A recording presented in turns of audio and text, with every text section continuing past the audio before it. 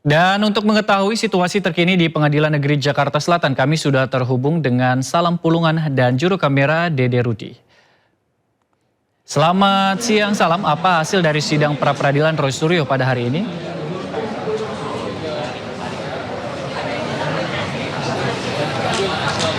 Ya, Ardi dan juga pemirsa, baru saja sidang pra-peradilan Roy Suryo dengan agenda mendengarkan jawaban dari pihak termohon atas permohonan pra-peradilan yang diajukan oleh Roy Suryo. Ini sedang diskors dan baru akan dilanjutkan kembali pada pukul 2 siang hari nanti.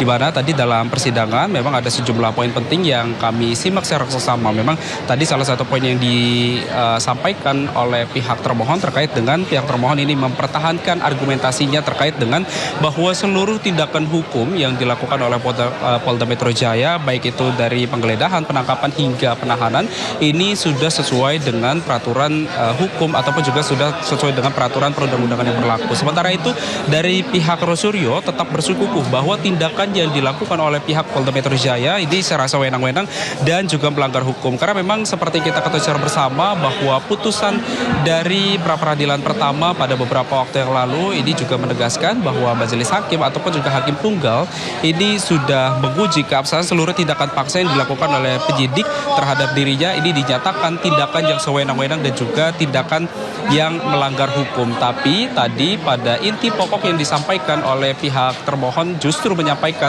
bahwa seluruh tindakan tadi seperti penangkapan, penggeledahan dan juga penahanan ini sudah sesuai dengan peraturan yang berlaku. Dan memang ini terjadi adanya perbedaan pendapat antara kubu dari Roy Suryo maupun juga kubu dari pihak termohon, yakni dari Polda Metro Jaya. Dan juga dapat kami informasikan juga bahwa tadi selain mempersoalkan keabsahan proses dari hukum, Roy Suryo juga mengajukan ganti rugi, mulai dari ganti rugi material dan juga imaterial, di mana tadi juga sempat disampaikan bahwa untuk kerugian dari material sendiri ini disampaikan kurang lebih 206 juta rupiah yang nantinya uang tersebut akan didonasikan kepada lembaga sosial kemasyarakatan. Dan memang dapat kami informasikan juga bahwa nantinya pada pukul 2 siang hari nanti akan dilanjutkan kembali dengan sidang pra-peradilan yang pada pagi hari tadi, yang memang nantinya akan dilanjutkan di ruang sidang yang berbeda karena memang pada ruang sidang pada pagi hari tadi ini kondisinya ataupun juga ruangannya cukup sempit, sehingga ini dari kubu Roy Suryo maupun juga dari kubu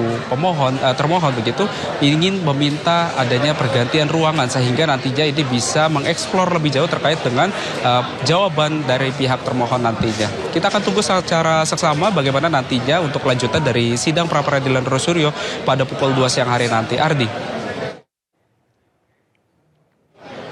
Baik, terima kasih Salam Pulungan dan juru kamera Dede Rudi melaporkan langsung dari Pengadilan Negeri Jakarta Selatan. Selamat bertugas kembali teman-teman. Kita ke berita lainnya pemirsa, Badan Eksekutif Mahasiswa Persatuan Indonesia menggelar aksi demonstrasi di depan gedung KPK dan Kejagung pada Rabu malam. Aksi dilakukan untuk mendesak KPK menuntaskan penanganan kasus dugaan tindak pidana pencucian uang yang menjerat mantan Jaksa Agung Muda Tindak Pidana Khusus Febri Adriansyah.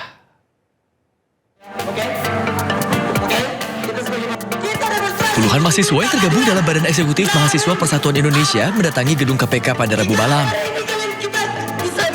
Mereka menuntut agar KPK menuntaskan proses hukum terhadap mantan Jampitsus Febri Adriansyah. Para demonstran juga menduga adanya perlakuan istimewa dalam penegakan hukum dan mendesak agar Febri Adriansyah segera menggedakan rompi tahanan. Selain itu, Badan Eksekutif Mahasiswa Persatuan Indonesia juga menggelar aksi di depan gedung Kejaksaan Agung. Mereka mendorong pengusutan kasus kematian penjaga rumah Febri secara terbuka. Mahasiswa juga mendesak pemerintah dan DPR RI segera mengesahkan Undang-Undang Perampasan Aset. Kami membawa tuntutan yang pertama itu mendesak pemerintah DPR RI segera mengesahkan Undang-Undang Perampasan Aset. Dan yang kedua, usut tuntas kasus Febri Adriansyah. Jangan ada intervensi dalam menangani kasus tersebut.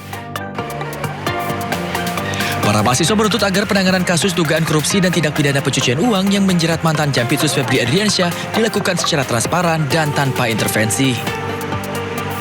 Dari Jakarta, Berliana Milady, Kea Della Rosa, Nadia Panjaitan, Muhammad Khairuddin, A News melaporkan.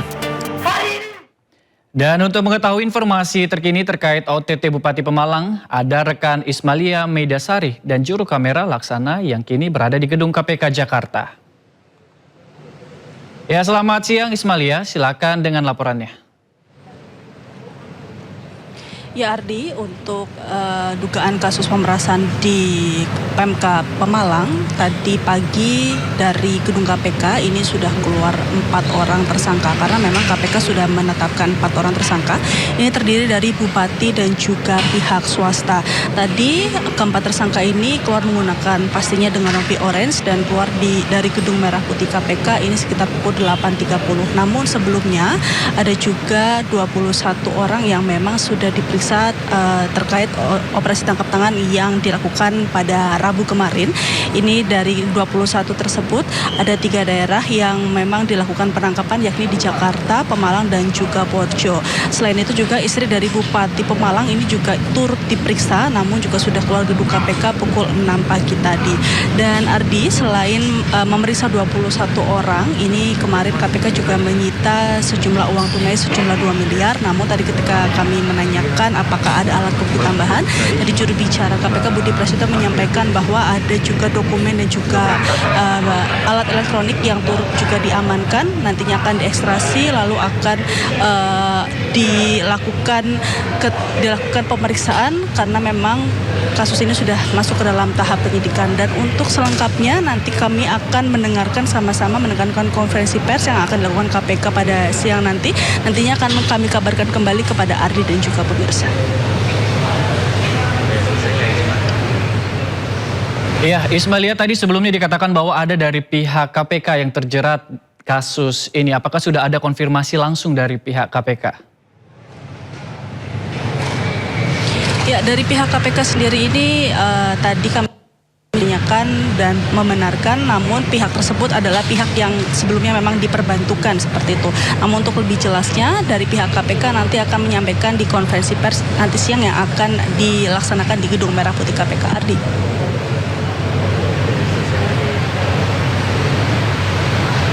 Baik, terima kasih Ismalia Meidasari dan juru kamera Laksana melaporkan langsung dari gedung KPK Jakarta. Selamat bertugas kembali teman-teman. Pemirsa, kita beralih ke informasi lainnya. Penyidik tindak pidana khusus Kejaksaan Tinggi Jawa Timur menahan Kepala Bidang Geologi dan Air Tanah Dinas ESDM Provinsi Jawa Timur karena diduga melakukan korupsi pungutan liar proses perizinan. Penyidik menyita barang bukti uang tunai dan perhiasan emas senilai 1,9 miliar rupiah.